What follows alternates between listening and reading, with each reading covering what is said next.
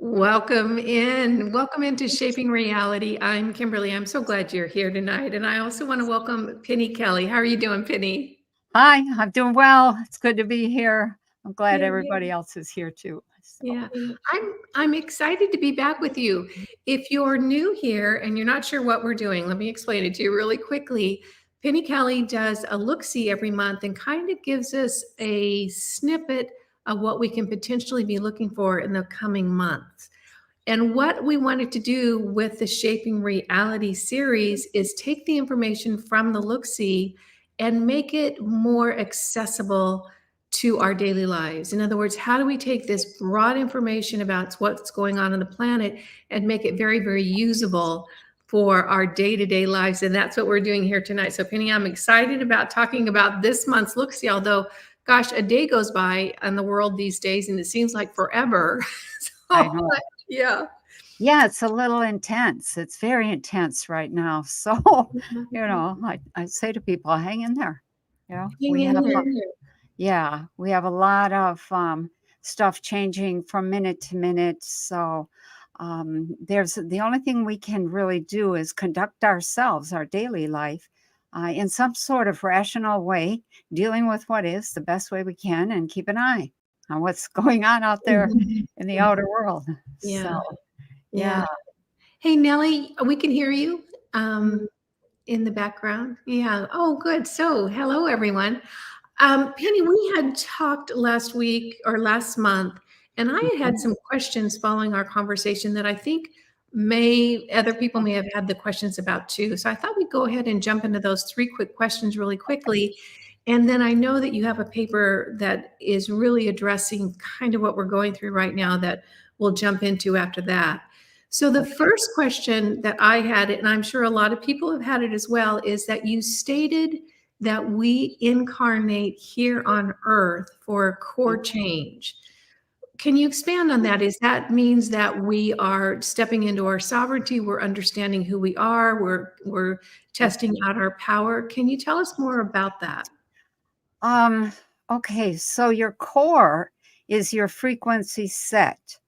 That frequency set has a signature, an electromagnetic signature.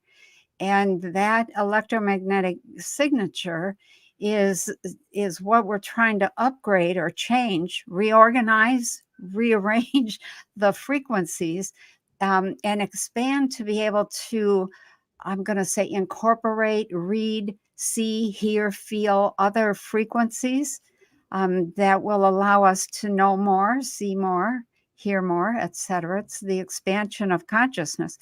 And so the core change is almost always going to include the expansion of consciousness.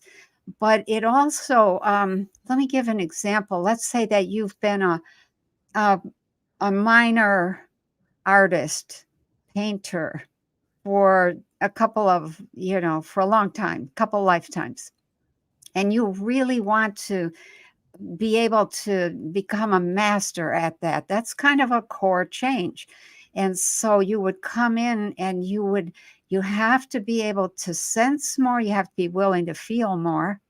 You have to be able to see more detail. You have to be able to listen and pick up, what's going on in the world and what does that say about our world that we have, what we're creating. And so when you want to make a core change to become a master artist, master painter, you want to be able to expand those frequencies. So that's a small example of a core change. Okay. If you've been like I'm going to say somebody who was abusive, life after life after life, just angry, the core change is I want a different response. I want to be able to respond differently. Or if you've been an alcoholic, life after life, and you want to do something different, that's a core. You have to change the whole frequency set. So is Earth such a good,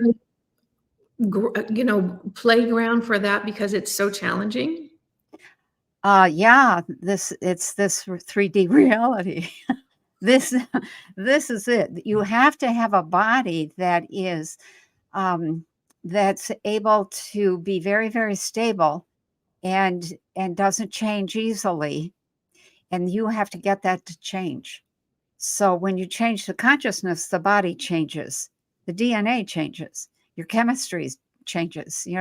Chemistry follows frequency. So when you change your frequency set, it changes all your chemistry. Okay. And so that's something that is not really generally known, but that's the way it is. So Yeah, it is. So let's talk about a reality system.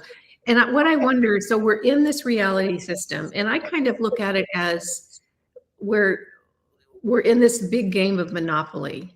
And when the Monopoly game is over, we just walk off and we go play another game. It doesn't, okay. what's going on? So we're in this reality system. Can you explain more what a reality system is? And I always wonder, why aren't things just flying out of a reality? It's like, what holds it all together? And maybe things do fly out. I don't know.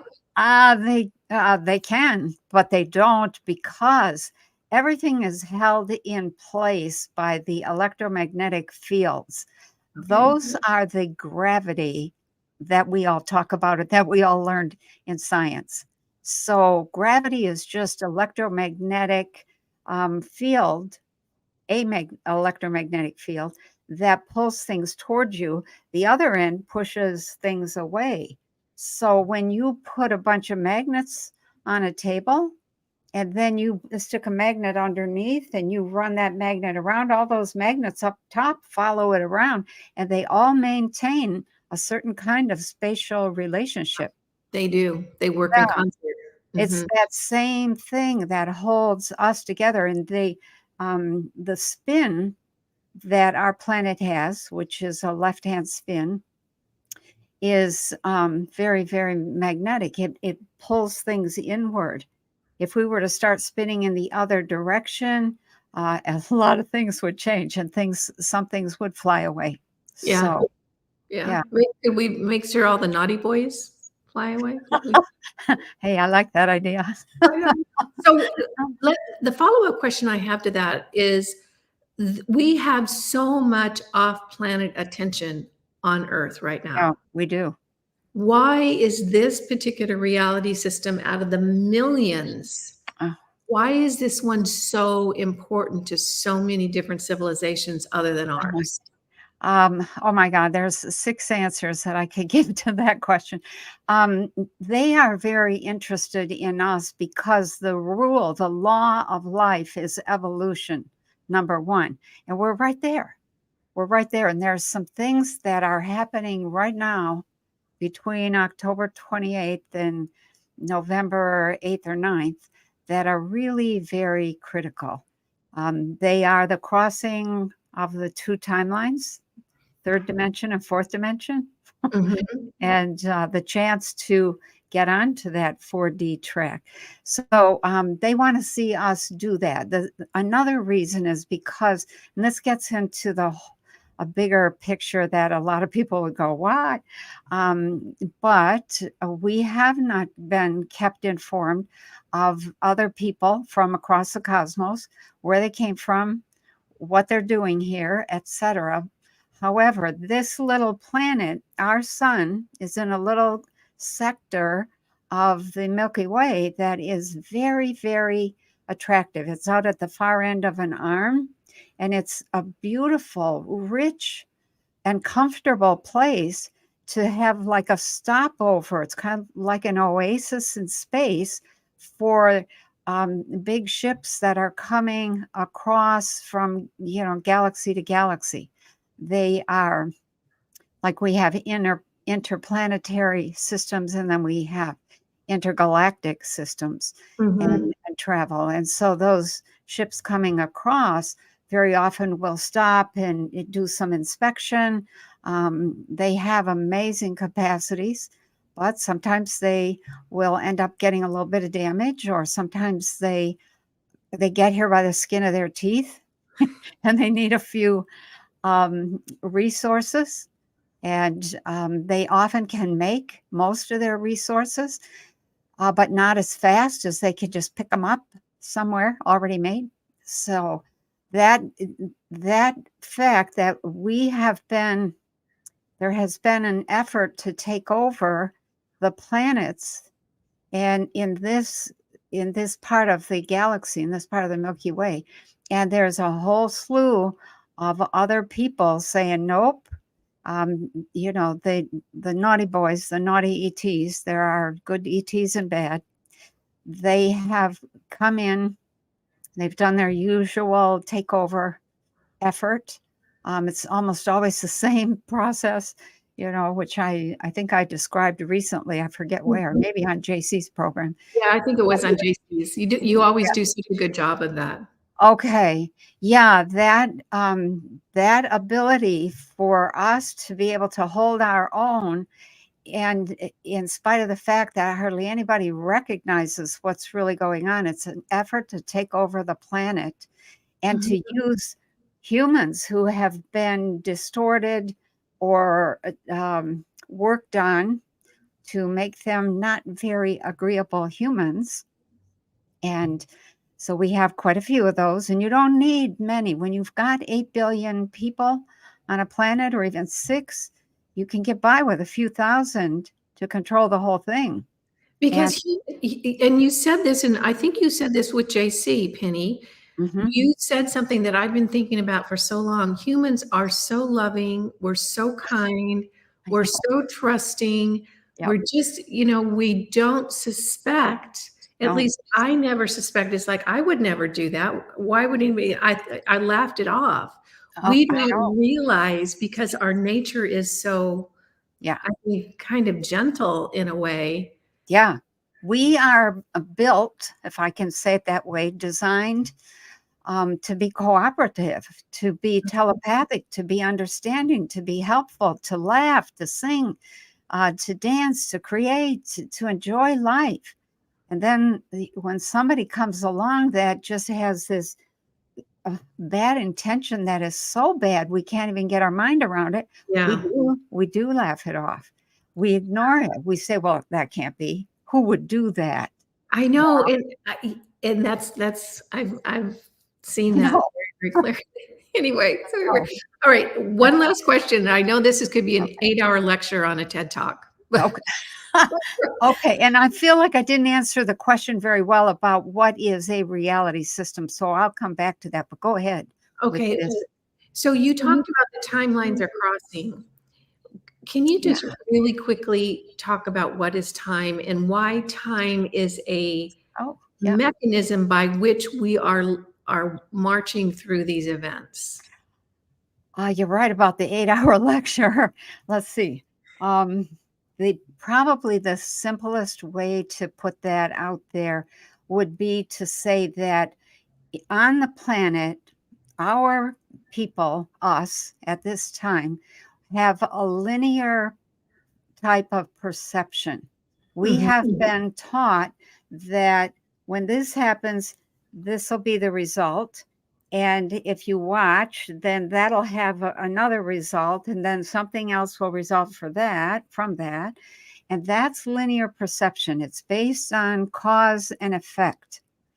That is the karmic wheel in a nutshell right there. It's not a wheel at all. It's being strapped to a timeline that is linear. Okay. So when you move past that, you have to understand that time is not this thing that has to pass. It's simply the movement of your perception from here to there to over there, wherever you need it to be. And the ability to be intuitive or psychic or clairvoyant or clairaudient is simply the ability to attune yourself to that set of frequencies. So let's say that I wanted to go back to the town where I was born, back in 1948, okay?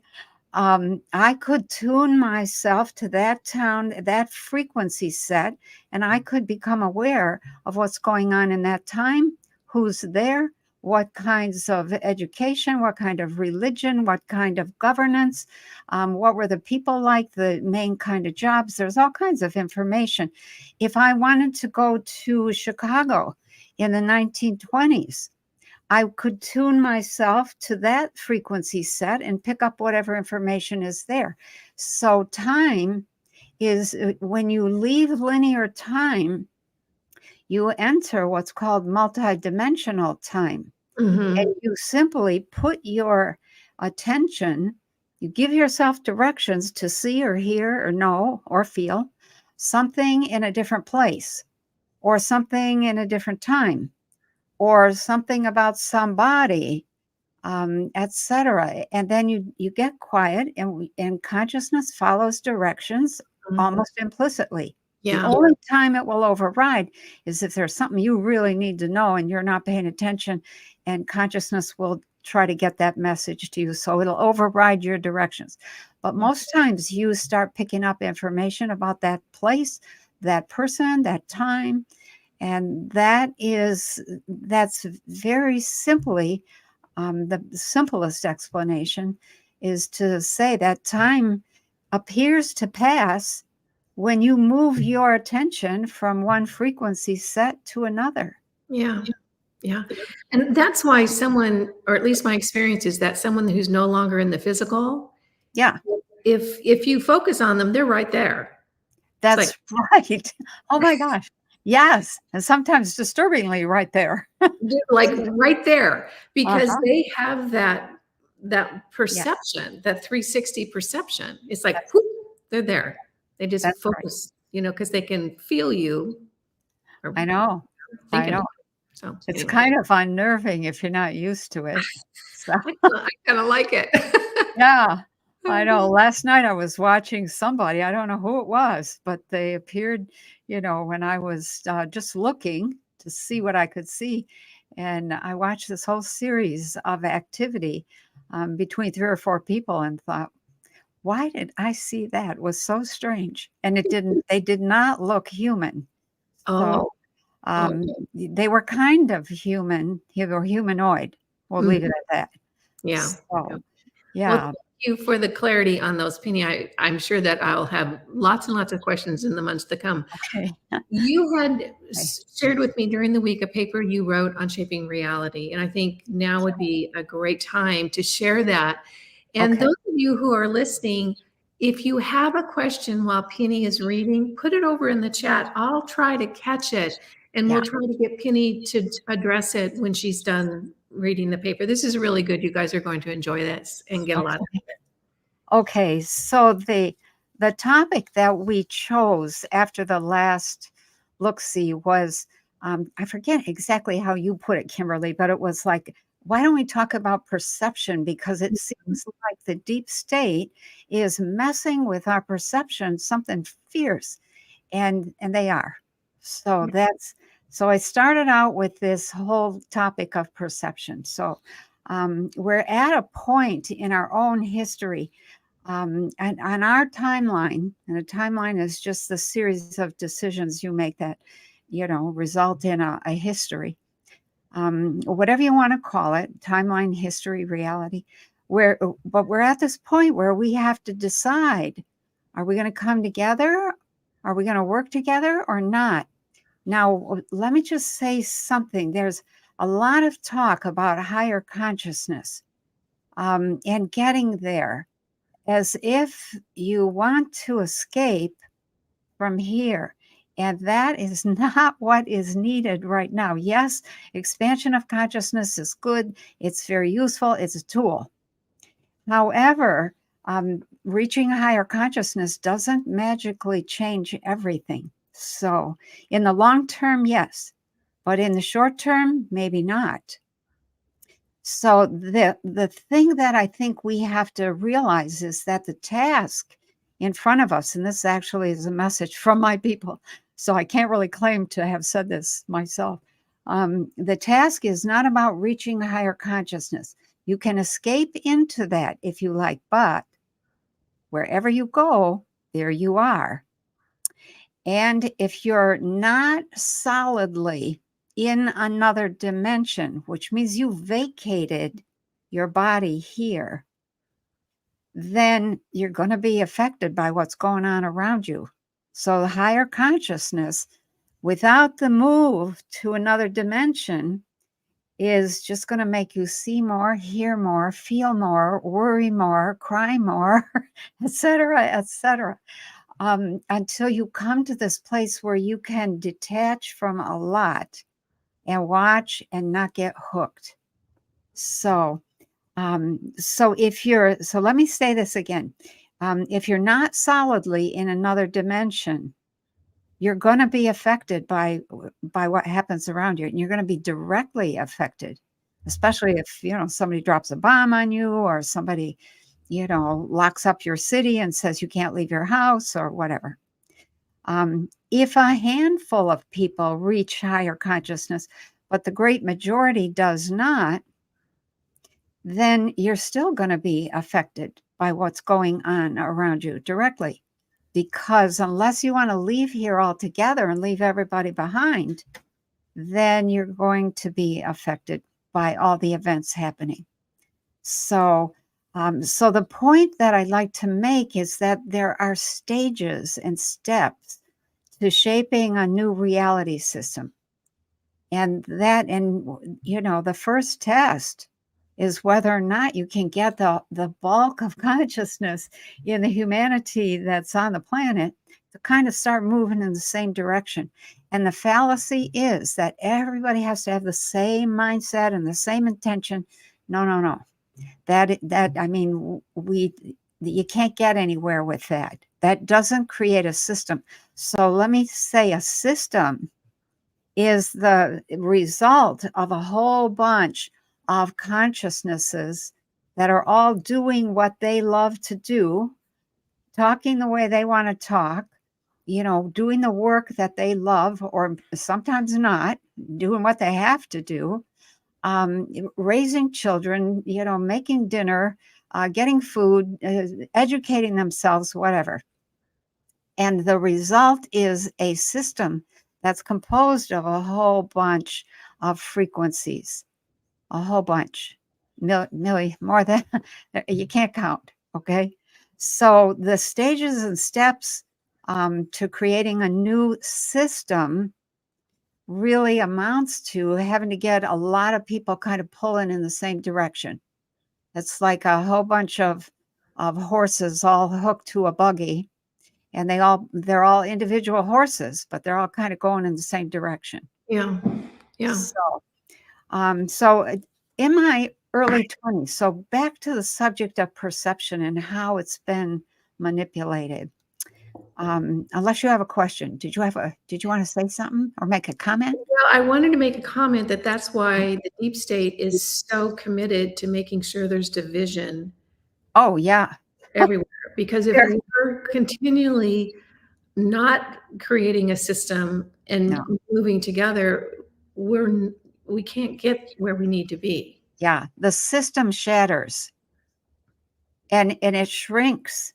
And it's hard to imagine that when you're in a full-blown, full-blooded, big, rich, enriched system like we are in. This is a very rich, there's so much to see, to smell, to taste, to hear, to do.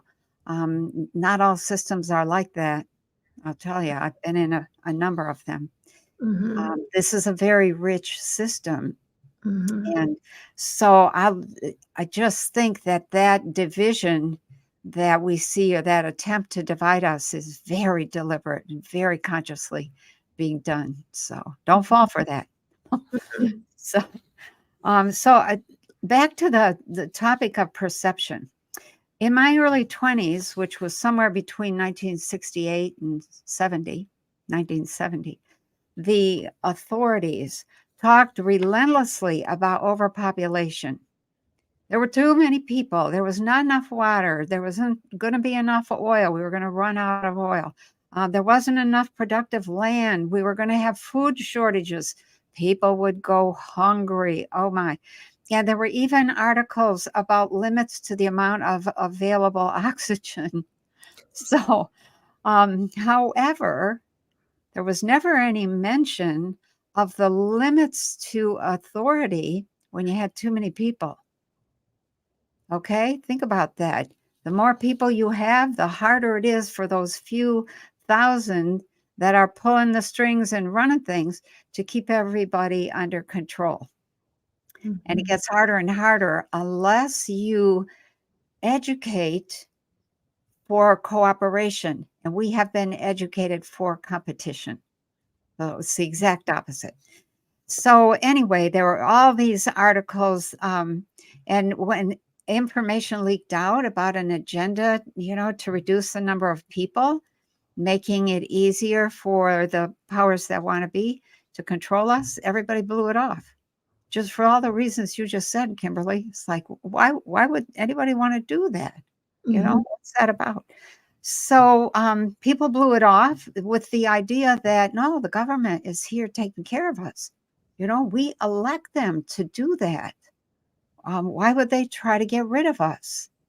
So then what I noticed was that there were these stories that were being, put out. They were on the news, in magazines, on the radio, some reports.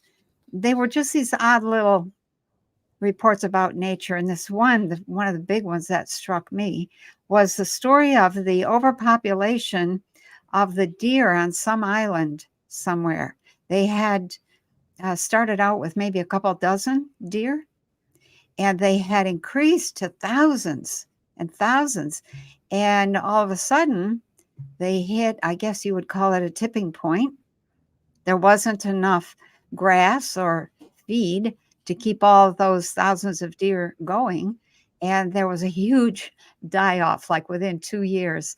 The population dropped from thousands, I think it was 5 or 6,000, down to like a couple dozen again.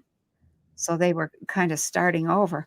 And that article came out in a number of places and was talked about. And that was then followed by a whole barrage of other articles, reports, and stories about overpopulation, all the other aspects I just mentioned, like food, water, land. So at that time, I was 22. And I already had 2 little girls, and I decided I was never gonna have another child. It's like, "Oh my god, that child would just be the thing that would cause the population die off on planet Earth." So, um, when I got pregnant for baby number 3 and then number 4, for God's sakes, I was embarrassed. I was like, "Oh my god, what have I done? I've destroyed the Earth." That's how strong the propaganda was already becoming.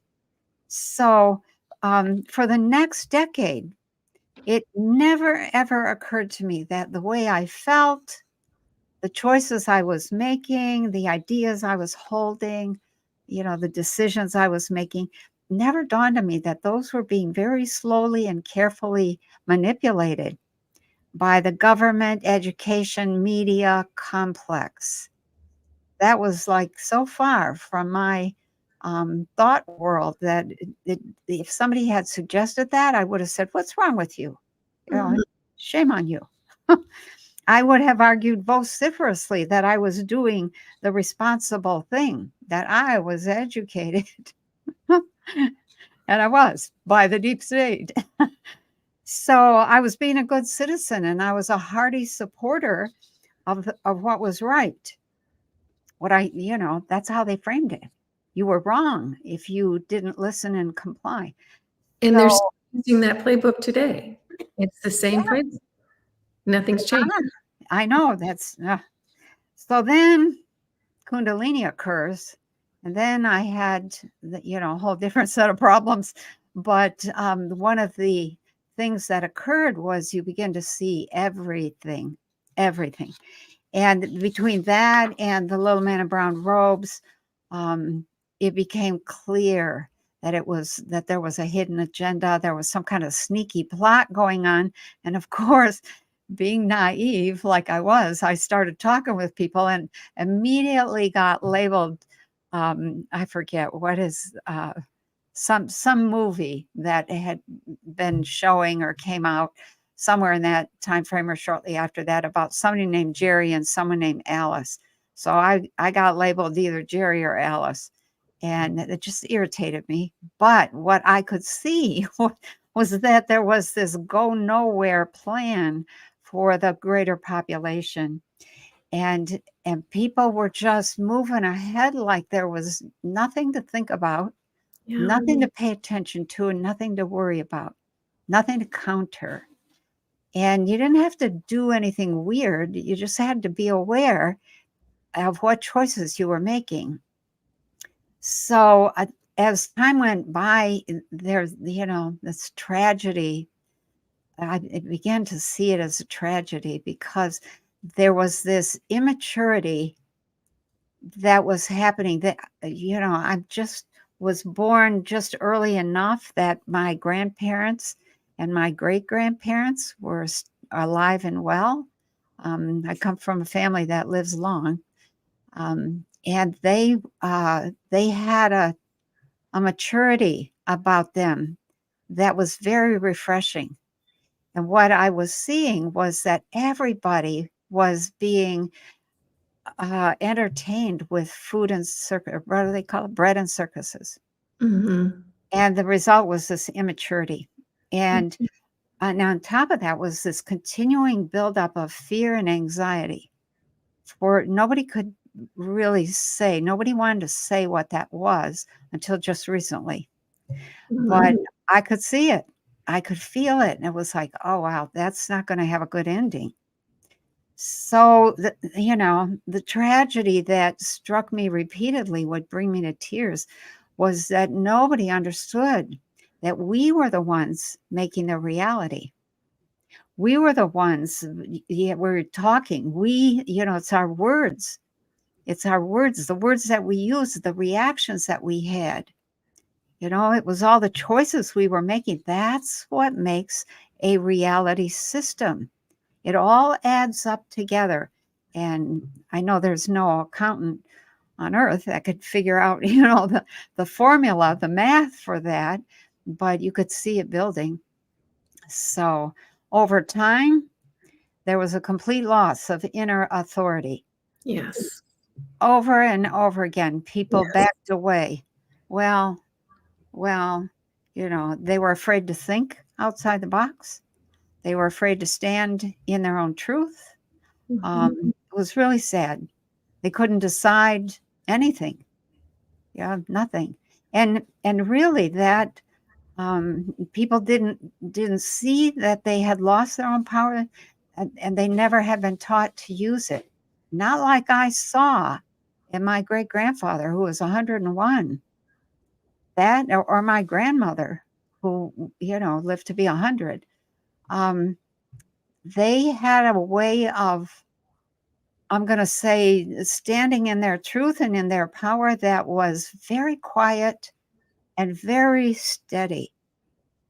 And they weren't worried about what the government was doing or not doing. And today, everybody is looking to the government for permission to do anything, as Mhm. the government was mama and daddy. Mhm. So that bothered me a lot. So people did not see, use, or even believe in their own power. And that was hard to watch. So here were billions and billions of people with the greatest power in the world, the power of consciousness, and hardly anybody knew how to use it, let alone use it wisely or well. So to me, the whole situation around consciousness looked a lot like a 2-year-old with a loaded gun, little one playing with a loaded gun and not aware at all of what the possible consequences might be. Mhm. So people were talking stuff. The language went downhill, the attitudes went downhill, the behaviors went downhill. The respect for one another disappeared. All of that was so sad. It's really sad. Yeah. So, Yeah. years later, um, in a conversation with one of the entities I talk to from time to time, because I have friends in a lot of dimensions.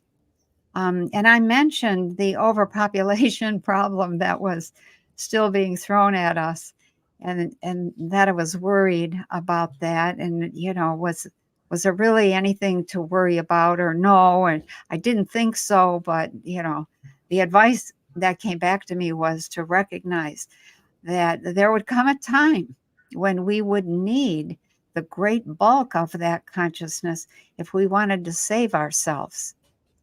And I remember at the time that I got that message, I was actually sitting in a restaurant eating some kind of a burger and listening and trying to carry on a conversation with the people I was with, and yet listening to this other entity. And that advice was so starkly different. What do you mean save ourselves from what? How are we going to do that? Why do we need so many? And it was later that I began to realize that when you have all that consciousness moving in one direction, that's force, that's energy. Mm-hmm. So, and it was actually one of my friends in Florida, little woman named Madeline, who had been through World War II and the bombings, the Blitzkrieg, and she was the one who stood in her front yard and talked to hurricanes because she lived in Daytona Beach, and said, "Don't you dare come in my yard." And she never got flooded out. She never was even missing a shingle. She just, if she knew a hurricane was coming, she said, "I'm on the phone immediately. Don't you come here. You go out to sea. You are not welcome. You're doing destruction. That's not welcome." And a lot of times they did.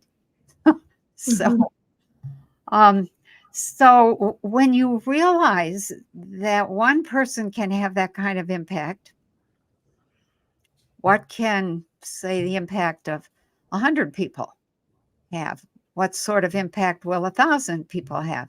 What about 1 billion? That's a lot of energy, all focused, because energy is consciousness in motion. And that's that we need to get as a collective. Yeah. And I was talking to some girlfriends the other day about what happened, the initial incident in the Middle East. Oh, yeah. And what I said is, imagine when that incident happened, what Yeah. kicked everything off.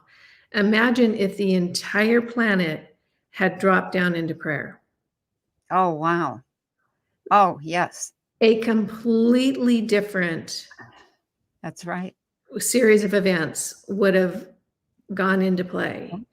But instead, it starts, the division, the this, the that, everybody's got it, it's like the talking heads and everybody jumps on it. And once we get that we have the power. Yeah. Yep. There's no getting away from it once you get it. Mm-hmm. Then the question becomes, what do I do with this? How should I use this? And that, I remember having that same issue back in the beginning of Kundalini as well. What should I do? How should I? And You must have been thinking, because there was no manual. No, there wasn't. I made a lot of mistakes, but I learned from what I see. Actually, I had one really good teacher, Don Juan, Mm-hmm. that I connected with through the ethers. And so I had several years of really, really good teaching there. And he was merciless. So he said right off the bat, the goal is to make the world a better place. And I was like, where'd you get that idea? Like I was going to argue. So, but it wasn't about getting power over others. And that was one of his complaints about some of his other students. They just wanted power because they wanted power over others. And he said, no, that's not what it's about. Yeah. All of my work and all of my research has taught me that that's what this is to be used for. And I appreciated that. It was like, oh, Excuse me. Oh, God bless you. I have the continual fantasy. I know it's going to come true someday that instead of us humans using all our energy to survive, because Yeah. the environment has been created so that we are exhausted to just exist. Yes. When we get to use our energy and our focus into creative pursuits, we're going to become unstoppable. That's right. And we're close to that now. I'll say Mhm. something about that when we get to the end. Okay. So, okay, so I got a couple more things I want to share here. Um, so, let's see, where did I leave off? So this entity was saying that we needed all these people, and they had come here at this time because they knew the word had gotten out around the cosmos that Christ consciousness, or the higher, he didn't call it Christ consciousness, he called it some other thing, but what he communicated was that I would understand it as Christ consciousness. And Mhm. so I was like, oh, okay. They wanted that. That's why they came here.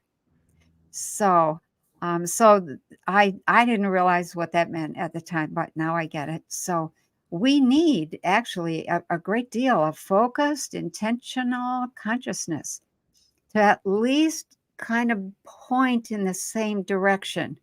We can't pile on like robotics, like identical robots. That doesn't make a system. Okay. So, and I think it's really, if we have the intention, however you phrase it, however I phrase it, however anybody else wants to think of that, it's going in a direction that is either aligned with life or aligned with death. There's only two choices. Mhm. And we're at that crossover point right now where the chance to align with life is right there. Um, so there is, so I have a question here. We need the great power of focused, intentional consciousness to at least point in the same direction if we want to avoid death and destruction or becoming servants to an elite group. There is a small group of people here on the planet who know that consciousness is the secret power behind all of their dirty work. So, why are we using consciousness to counter that, to do good stuff, to get ourselves out of the mess that we're in? So, I got to thinking after, sitting with that question for a while. I grew up in the lap of Mother Nature. I mean, big time. And watching the way she constantly renews herself was part of my life growing up in intimate detail. So we all, as farmers, we understood the cycles of growth, maturation, and rest. And what was clear to all of us were that we read the landscape in order to know the weather, in order to know what the animals were doing, in order to understand what kind of work needed to be done on, to survive, because we grew our own food and we processed all that and got it ready for the next year. And then we ate that over the year and while we were growing the next year's stuff. So, what I observed is that there's this constantly changing landscape.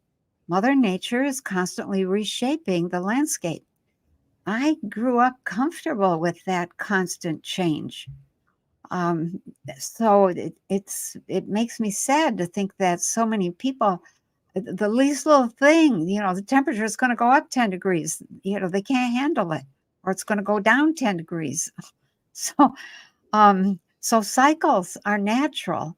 And I just want to make a list here. I have a list of what's not natural. And it's not natural to try to interfere in those cycles. We have to get comfortable with things changing all the time.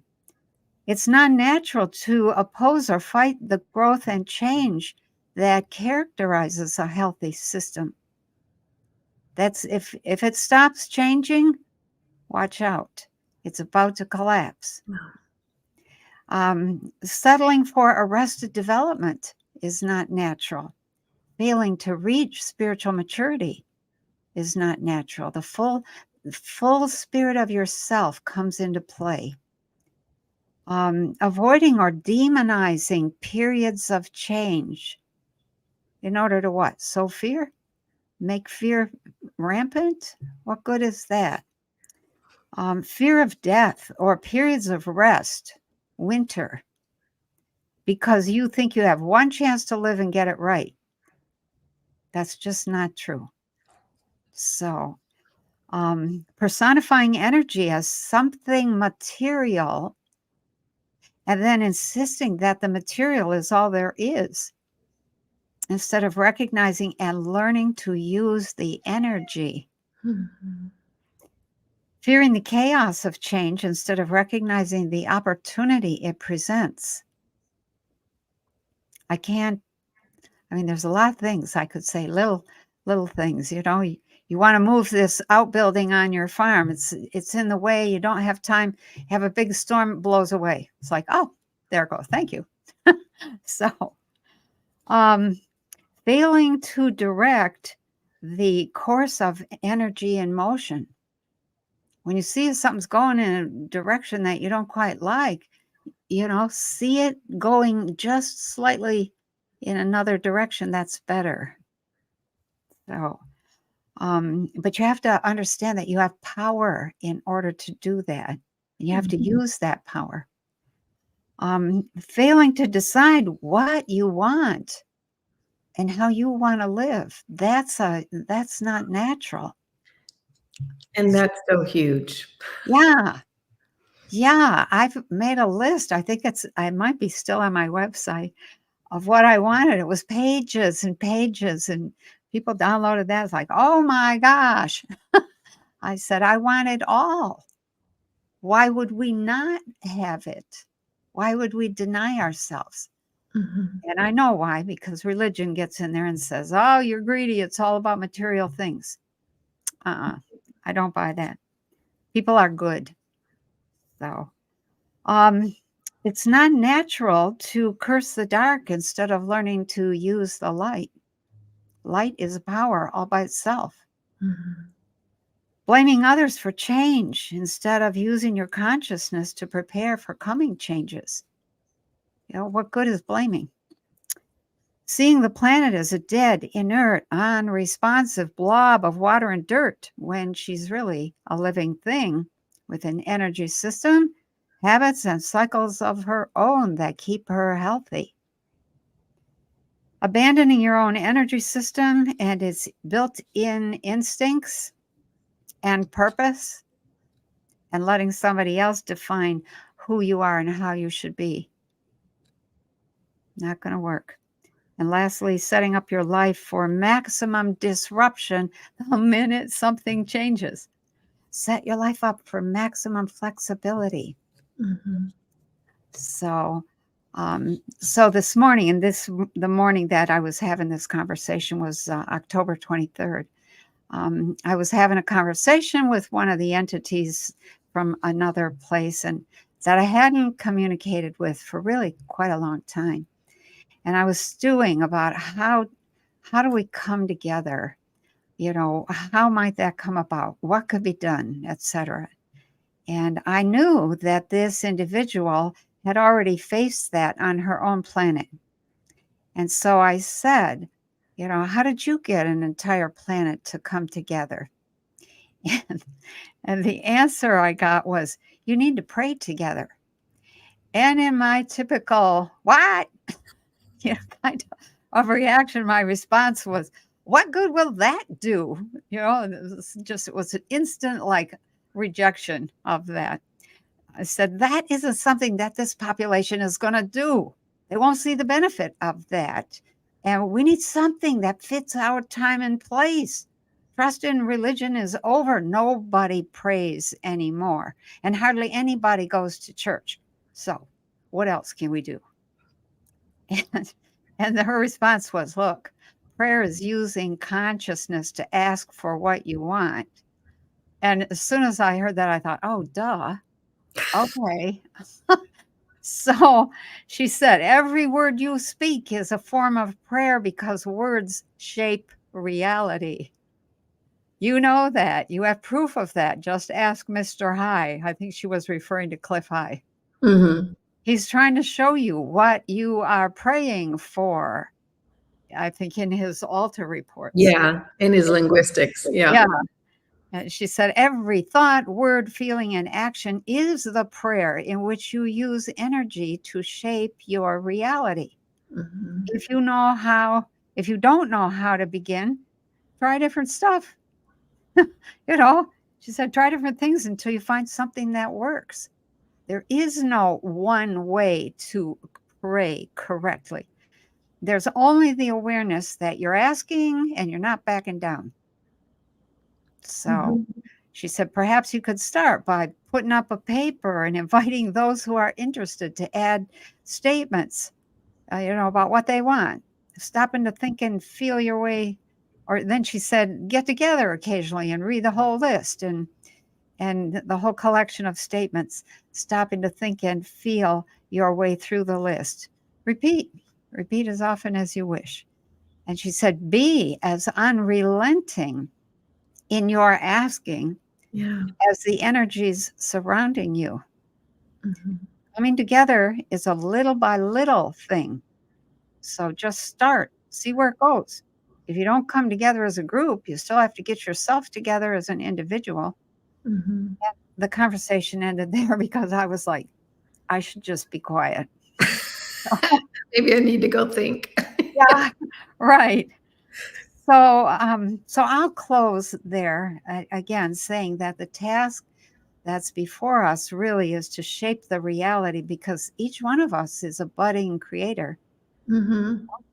And we are designed to use that great power and energy of consciousness and then learn from what we create.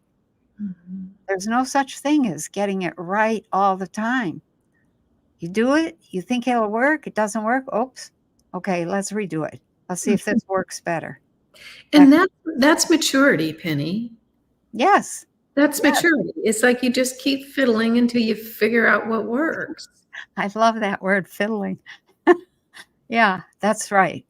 Yeah. Mm-hmm. So for anybody who wants something new, different, or better, just start walking with others in the same general direction. Mm-hmm. But do it your way, see it your way, etc.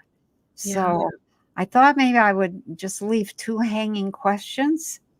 Um, in light of the social media censorship that's going on out there, is social media the best or the right way to come together with all that censorship? Just a question to think about. And the other thing to think about is, can you come together with others without agreeing with every little thing they do, say, or want? Mm-hmm. Yeah, those are great questions. That really gets to the heart of it. And Penny, I'd also like to point out that stating what you want and imagining the world that works for Yeah, you, regardless of who you are or what it is you right. want, that's really what you addressed in the revival, in the book, The Revival. I mean, Yeah, it's those are listening, if you haven't read The Revival, it really drills down to that's get you to look at what is it you want. yeah, How do you want your world, our world to work? We get to choose. And we I have know. just been programmed to not have that sense of self, to not think we can choose, to wait to be told what we can do, or to wait to be told how it's supposed to be done. It's That doesn't work. it doesn't work. Yeah. And Yeah, I want to read something Robin said really quick, Penny, because I okay. think she says, people have been programmed to fear and complain about everything. Yeah, Human resiliency has been hijacked. And I think that feeds into that. We haven't matured as a race, but it is there for us to claim in every moment. Isn't that yeah. beautiful? Oh, Mm. that is. Thank you, Robin. Yeah. Wow. Yeah. Yeah. Yeah, and I think we have seen that. I watched the leadership of our country, just kind of go downhill, seriously downhill. They're not even trying to hide it anymore. No, they're not. They at least did a good job of pretending, 2 or I 3 know. decades ago. Yeah. Yeah, but we have had some really bad, um, what do you call that, demonstrations of how to be, really bad examples. Um, Mhm. and that, people are saying, "Well, if they can do it, I can do it." And the thing that they're copying, because everybody learns by copying, the thing they're copying is not good. So everybody's hurting because of that. Mhm. It's like, no, stop. Yeah. Stop hurting yourself and stop hurting others. Mhm. So we're at this place. The revival really was about getting people to know thyself. That's the old rule, the oldest rule in the book. And I think you don't have to know that instantly all at once. I was teaching, there's some things that have come together for me that I talked about a little bit, I think, on JC's program last week. I talked about a little bit in the class, Intuition 4 class I was teaching. I think I'm going to have to do a whole thing. Maybe next time we get together, even I could talk about that and we could put it out there because it really is about getting yourself into a position where you're on what's called a timeline, or you're on a track or a path that leads somewhere that you would like to be, and Mhm. has systems that are working and people that are good to one another, and people aren't starving or fighting or being bombed or just the stuff I see happening in Ukraine and elsewhere is just like, oh wow, come on, we should know better at this point in time. So, but just so that people know, um, we have I guess I'll call it an opportunity. We have a chance to, I think, move on to a new timeline. And I talked about that this weekend a little bit. That the there's some information out there. I won't go into all the detail. And the information is that we have been on a hexagonal geometry based timeline. Hexagonal is 6-sided, Okay. and that there is an 8-sided octagonal timeline moving parallel with us. And we're going to cross. That crossing began October 28th, and it reaches its peak November 8th and 9th. According to, now we're not sure that the dates are exactly right, but I found it very interesting. I listened to an astrological thing. The one word in the title is what got me. It was a grand hexagonal eclipse, October 28th. And I was like, OMG.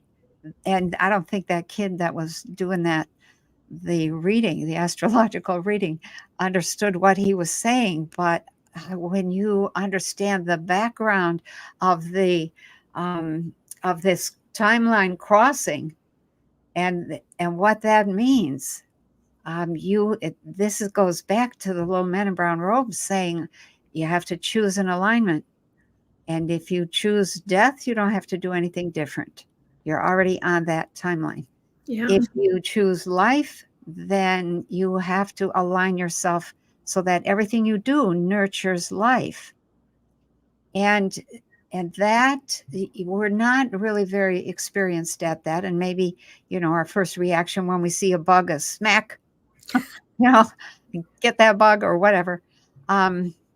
But that eventually, if you have the intention that I'm going to move to nurturing life, that is not your first reaction.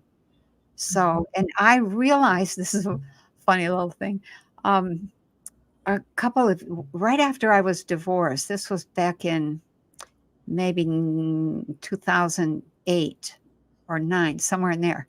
I was here in the building all by myself for an entire year. And it was very quiet and nothing was happening. I was in shock, after the divorce, like, oh my God. and stuck with this giant place and the whole farm and what have you. Um, and it's the middle of winter. I hadn't seen anybody. I hadn't talked to anybody.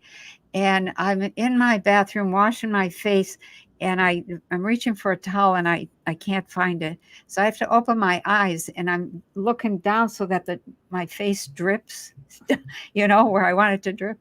I see an ant on the floor. And I was like, oh, company, hello. What are you doing in my bathroom? This is not a good place for bugs, let me tell you. But it's delightful to see you, and that ant crawled around the bathroom. I don't know what it was doing. It had its own intention for probably about a week and then disappeared.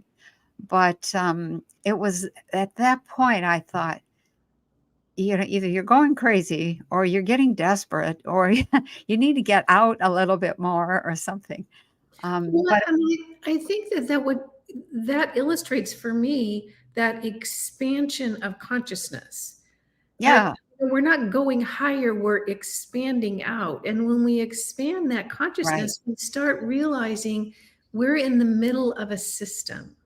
And who do we want to be and how do we want to be in this system? It's Oh, not just that I'm going to step on that bug because it's making me uncomfortable. It's like, oh, there's a bug in my system, you yeah, know? that's right. That's right. Yeah, Mhm. I talked to that ant for that entire week. And, I don't know if it didn't really answer. Sometimes animals and bugs will respond, but it Mhm. didn't, and I didn't care. It was just like, I got company. Company came to visit. So, it's kind of a silly little Mhm. thing, but that it's one of the things that I tried to get across to people is that the expansion of consciousness means that you have 6 or 7 or 10 or 15 options instead of one. Yeah. Life Mhm. becomes much more complex, much more richly layered and woven. It becomes this tapestry of beauty, and all kinds of threads. And instead of having one option, which is smash the ant, there might be 6 others that Mhm. you could do. Do you need a drink? I can get you some water. There's not much water down there on the floor, that kind of thing. So Mhm. what happens as you expand your consciousness is that you expand the complexity of your options. Mhm. And people nowadays, what do you see over and over again? Is they're trying to be routed into only one answer, only one response, only one way to think about it, only one narrative. That's a red flag right there, Yeah. that you're being corralled and you're being dumbed down. Mhm. Consciousness is contracting instead of expanding and opening up. Yeah. And So, maybe that right there, Penny, is something that we can hold on to because I understand based on information I've gotten from you and others that we're looking at a pretty bumpy November. yeah, I think some people are going to have a very bumpy November. Um, one of the things we did in class this weekend was go ahead and I got answers from a few people. We were looking at, I think it was August of 2025, maybe. And we were looking specifically at what's happening with money and with food. A lot of people saw a lot of people growing their own food. So I went to look to thinking, is the food system has collapsed. That was my initial, oh no, is that what I'm going to see? That's not what I saw. What I saw was that all those people that were growing food were recognizing that there was no nutrition in the food that was being offered, number one. Number two, it was way too expensive. There were all kinds of what I'm going to call motorized grocery stores. I'm not sure that that's a very good example, but people didn't want to go to the motorized grocery store. Motorized meaning that there were no people there. Yeah. There, Automated. yeah, that's a better word. Yeah. Automated. They were getting to know one another again by growing food and saying, I have extra carrots. You want to trade some of those tomatoes for my carrots? That's my fantasy. Yeah. Yeah. Really, like when we all start catching on that we don't need that lawn. Let's That's plant right. them. Oh my Yeah. God. It's like Yeah. that's my dream world right there. There you go. Yeah. You know, Yeah. Money was in short supply, but people were really taking charge of their own food, and that was like, okay, if they can solve that, then they can figure out how to yeah. handle the whole financial thing and the And changes.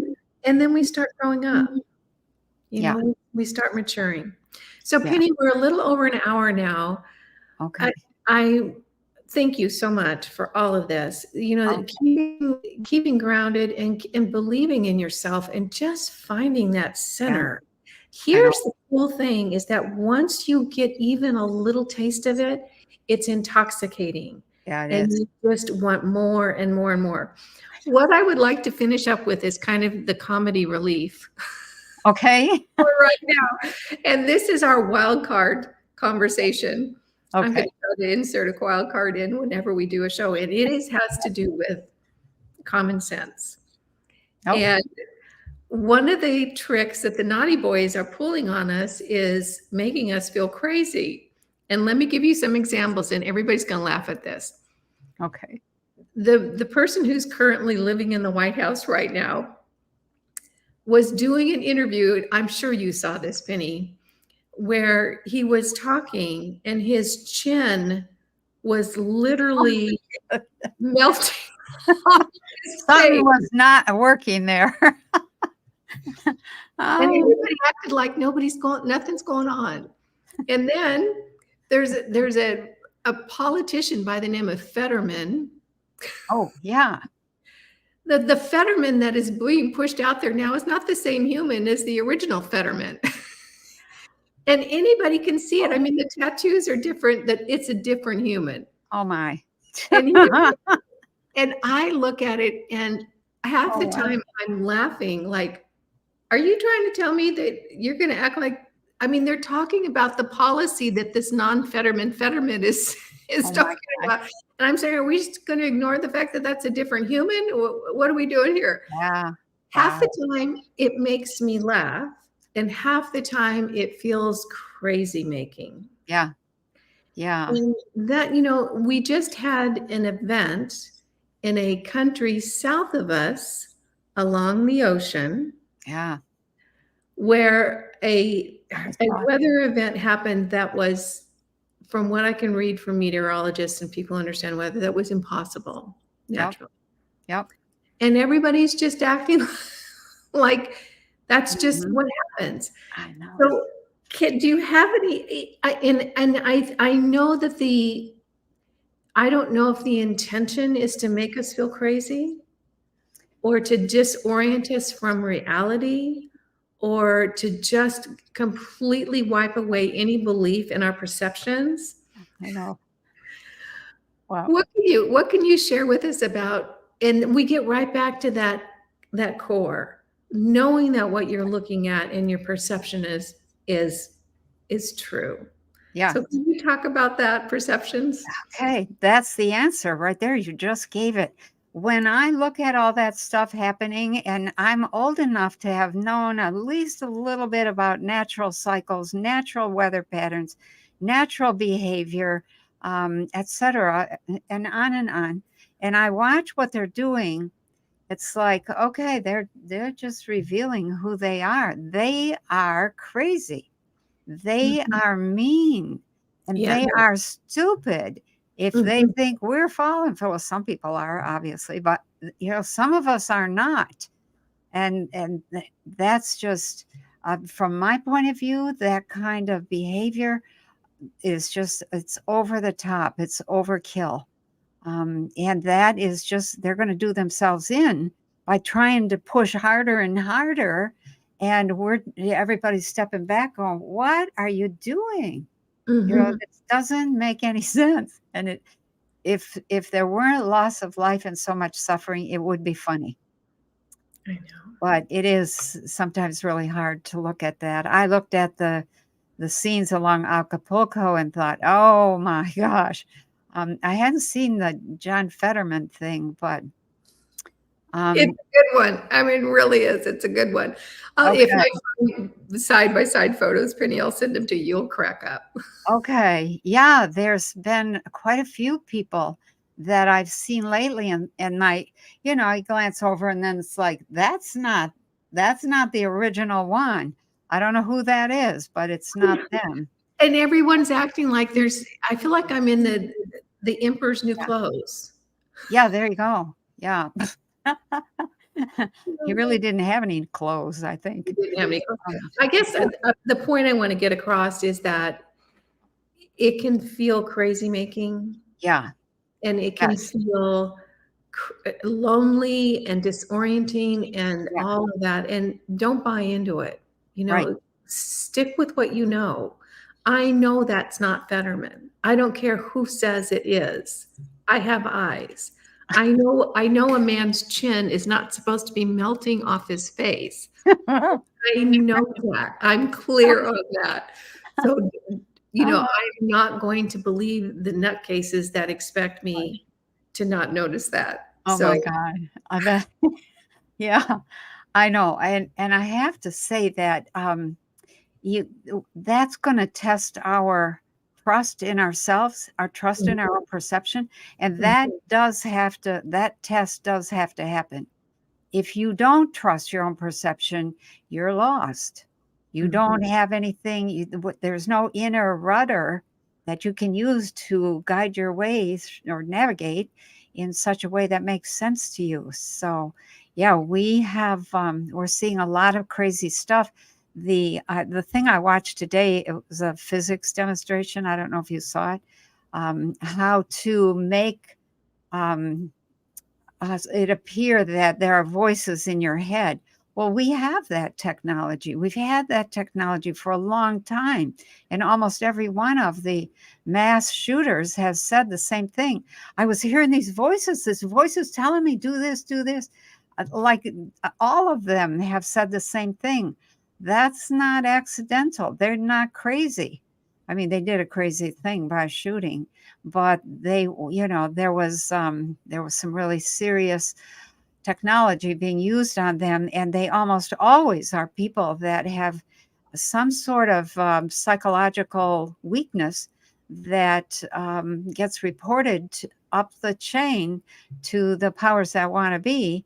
And there is a network of very bad psychologists around this country that keep their eye out for people that are easily hypnotized, easily manipulated. So And then trust yourself. Trust they yourself. package up the story, and then they Yep. have it all ready to go. Yep. That's right. You Mhm, have to trust yourself. If something in you is telling you to do something bad, that's not you. mhm, Okay. Just set that aside. mhm. So, Yeah.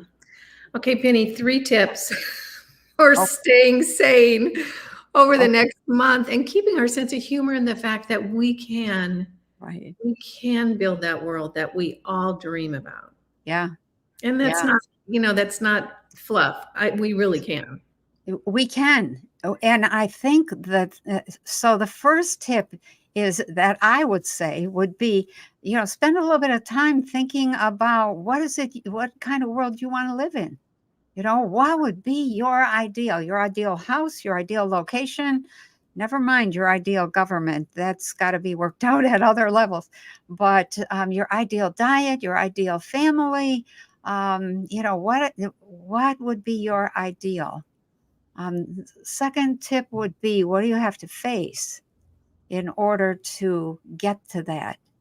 We often freeze and don't move. We don't make a move because we are afraid that we're going to have to face something that is going to be either too expensive or cause too many tears or cause too much gossip or cause too much disruption in our life or our finances or our marriage or our relationships or whatever.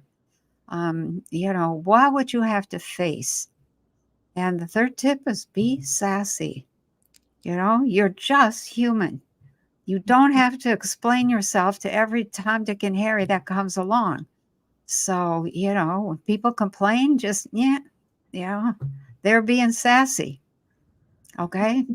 Yeah. Just be what you need to be yourself. Give yourself permission to step right out there.